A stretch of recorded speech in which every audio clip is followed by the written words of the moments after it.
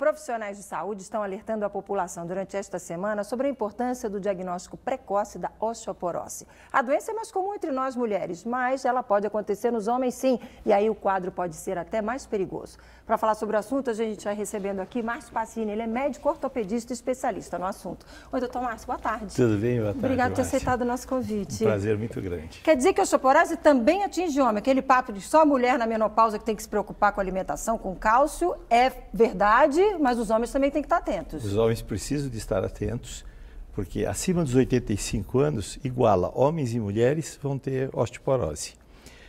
Acima dos 65, pelo menos é 4:1 a proporção de homens para mulher, de mulheres para homens. E de qualquer forma, em qualquer idade, o homem pode ter osteoporose. É jovem? Até jovem, até 35 anos, 25 anos, a gente pode encontrar osteoporose, às vezes secundárias, mas às vezes primárias. Né? Qual é o sinal de alerta? O que o senhor diria para quem está em casa nos acompanhando, tanto para mulher quanto para homem? Aconteceu o que a pessoa tem que dizer? Vou fazer um exame para ver se eu estou com a doença. Qual é o alerta? O pior sinal é o final de uma osteoporose, que é a fratura osteoporótica. Fratura provocada por um trauma de baixa energia. Né? Então, se a pessoa tiver uma fratura boba, essa pessoa já tem osteoporose, mesmo que a densitometria não mostre. Esse é realmente o pior sinal. Mas isso em qualquer idade? Isso em qualquer idade. Agora, de qualquer forma, esta coisa aparece às vezes por pequenas fraturas. Às vezes no exame dentário, o dentista observa que a pessoa não tem a tal camada basal, numa radiografia de dente, né? Então, existe uma porção de situações. Ou um homem jovem, por exemplo, que pratica atividade física e quebra o punho. Cai e quebra o punho, e aí a gente vai descobrir o punho é só a ponta do iceberg. Qual é o exame que demonstra a osteoporose? Classicamente faz-se um exame chamado densitometria óssea. Que é aquele na máquina? Que a pessoa entra na máquina? Isso, e que classifica a pessoa em normal, osteopênica e osteoporose, e que é nada mais, nada menos do que uma rampa e não uma escada, como todo mundo imagina. Ou seja, quem tem uma osteopenia avançada é igual a uma pessoa que tem uma osteoporose inicial. Né? Então, é somente uma denominação médica. Então, o mais importante é a gente ir atrás dos fatores de risco. Por exemplo, a mãe teve. A mãe tem osteoporose, as irmãs têm, o homem tem que ficar alerta, porque ele tem a mesma genética da mãe e das irmãs. Claro. E a genética, então, é uma coisa muito importante para isso. E como prevenir? A alimentação previne mesmo? Esse papo que a gente tem que tomar cálcio, tem que tomar leite, isso muda mesmo a vida da pessoa? O cálcio ajuda, mas a pessoa tem que tomar vitamina D. Hoje se enfatiza muito o uso da vitamina D, para homens e para mulheres, porque apesar de sermos um país ensolarado, onde as pessoas tomam sol e produzem vitamina D, as pessoas não tomam sol.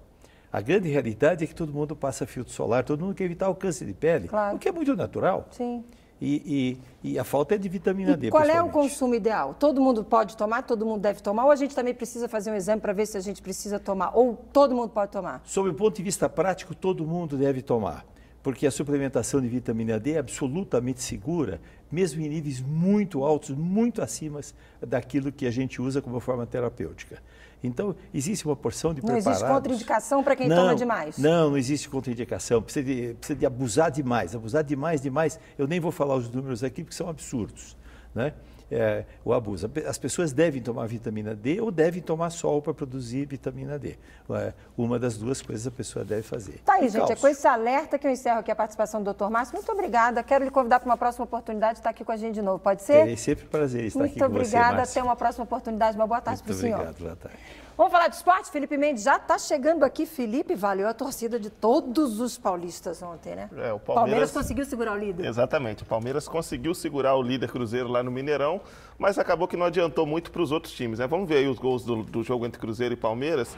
O Palmeiras jogou bem, segurou o Cruzeiro, como a gente disse, e no final do jogo, 43 minutos, num contra-ataque, o Mocha recebeu do Henrique e fez 1-0 para o Palmeiras. Mas aos 47, o Fernando Praz rebateu, o Dagoberto empatou. O Fernando Praz, que vinha sendo o melhor jogador do Palmeiras, acabou vacilando no finalzinho do jogo e decretou o empate em 1-1.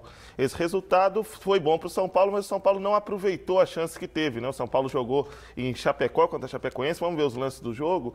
Tanto o São Paulo quanto a Chapecoense tiveram a chance de abrir o placar, de tentar ganhar a partida, mas o jogo ficou mesmo no 0-0. E se o São Paulo não aproveitou a chance, quem se deu bem na rodada de ontem foi o Corinthians, que jogou em Cuiabá contra o Vitória, esse jogo com o mando de campo do Corinthians.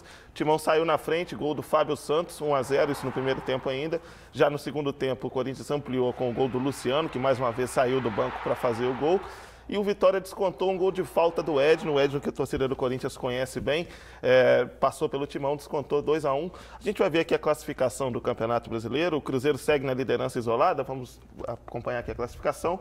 O São Paulo segue a 7 pontos do Cruzeiro, agora com 53 pontos, Corinthians terceiro colocado com 52, o Atlético Mineiro vem na sequência com 51. Temos 2 de São Paulo e 2 de Minas, 2 é de isso? São Paulo e 2 de Minas no G4 do Campeonato Brasileiro nesse momento. E quem podia ter chegado mais perto do G4 ontem era o Santos, que jogou em casa, mas perdeu a chance da vitória também. Vamos ver o gol do Santos. O jogo estava 0-0 até os 45 minutos do segundo tempo na Vila Belmiro, mas o Edson aproveitou o cruzamento e abriu o placar para o Fluminense. Com esse resultado, inclusive, o Fluminense passou o Santos é agora o 8º colocado, o Fluminense é o 7º. O Fluminense 48 pontos, o Santos 45. Ufa, muita informação para pouco tempo, que beleza. Te espero amanhã com todos os detalhes da rodada do final de semana, pode Estaremos ser? aí. Muito obrigada, Felipe Mendes. Boa tarde para você. Boa tarde. Boa tarde para você que nos acompanha. A gente volta amanhã. Tchau.